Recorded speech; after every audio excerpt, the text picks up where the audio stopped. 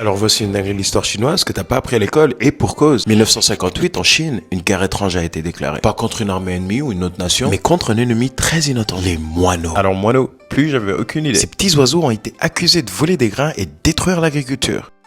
Le président Mao Zedong, terminé à résoudre ce problème, a lancé la campagne des 4 nuisibles, dont la fameuse campagne contre les moineaux. Le plan était aussi simple que surprenant. Les citoyens devaient frapper sur des casseroles, agiter des drapeaux et faire le plus de bruit possible pour effrayer les moineaux. Ces derniers incapables de se poser mouraient d'épuisement en restant en vol. Pendant des jours, le ciel s'est rempli de chaos, alors que les gens menaient une guerre sans merci contre ces oiseaux. Au début, tout semblait fonctionner. Les moineaux tombaient par milliers et le pape célébrait sa victoire. Mais très vite, un problème bien plus grave est apparu. Sans moineaux pour les manger, les criquets et autres insectes ont proliféré à une vitesse effrayante. Les champs fertiles sont devenus des déserts et les récoltes ont disparu. La famine menaçait désormais tout le pays. Face à cette crise, une idée radicale a vu le jour. Et si une armée de canards pouvait sauver la situation? Bah oui, les canards, prédateurs naturels des insectes, pourraient manger des centaines de nuisibles chaque jour. Cette solution étrange mais prometteuse a rapidement été mise en œuvre. Bientôt, des milliers de canards ont été déployés dans les champs. Ils sont rapidement mis au travail, mangeant les criquets avec une efficacité impressionnante. Les fermiers, d'abord sceptiques, étaient émerveillés par leurs nouveaux alliés. Les canards sont devenus de véritables héros. Une force inattendue, mais essentielle dans la lutte contre cette crise agricole. Cependant, comme toute armée, seuls les canards avaient des défis aussi.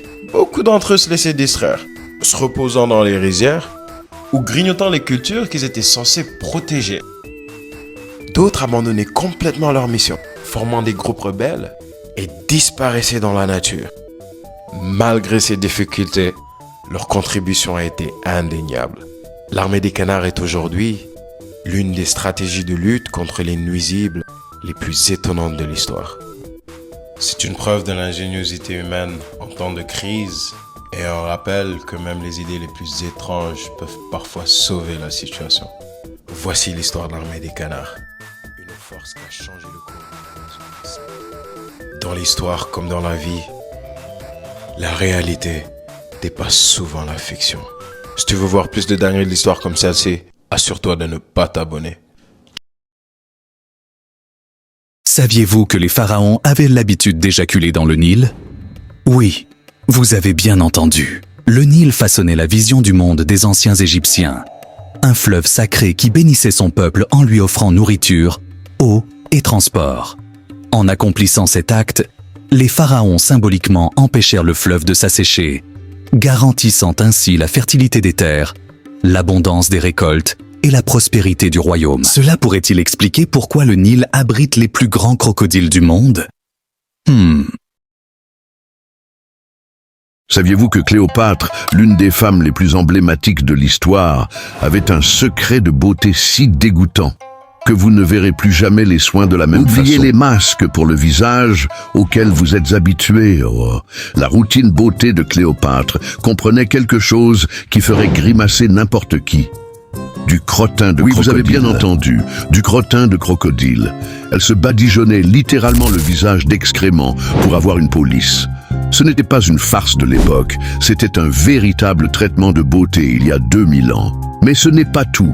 Ce n'était pas n'importe quel crottin. On pensait qu'il avait des pouvoirs de guérison spéciaux. Oui, les anciens Égyptiens étaient obsédés par l'idée que les excréments d'animaux étaient des ingrédients magiques pour les soins de la peau. Qui aurait cru que la clé d'une peau parfaite serait littéralement des déchets d'animaux?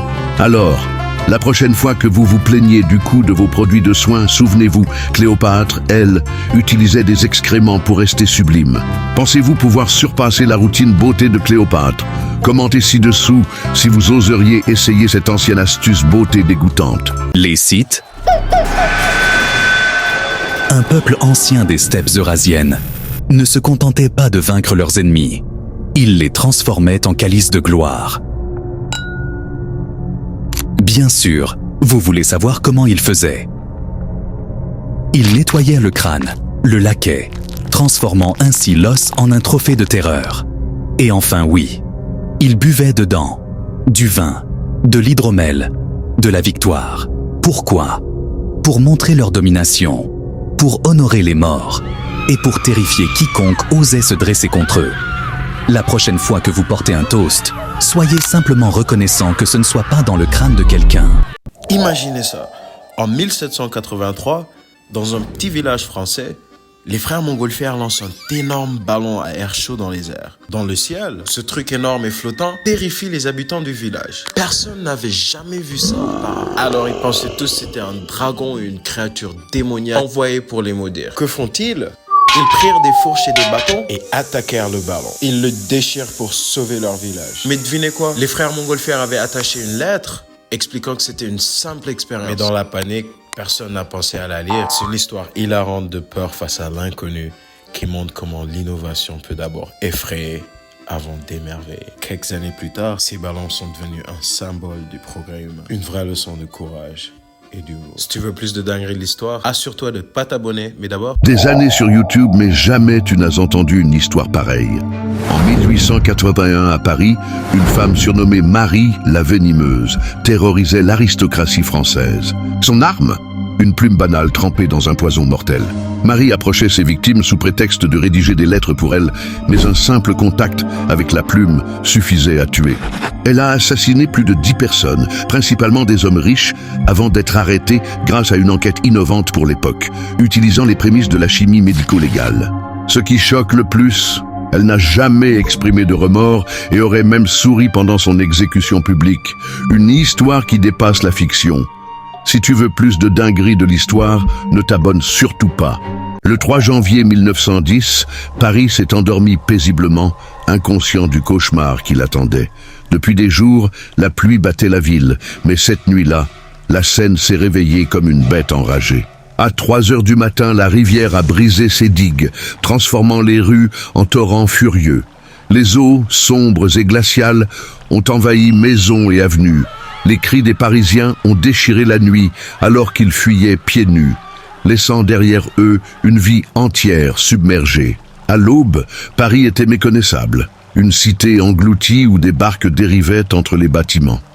Sur cette mer improvisée, la tour Eiffel se reflétait immobile, témoin d'un désastre inimaginable. Ce n'était pas qu'une inondation, c'était un avertissement, une mémoire gravée à jamais dans le cœur de Paris. 16 vies, une semaine et une famille dévastée.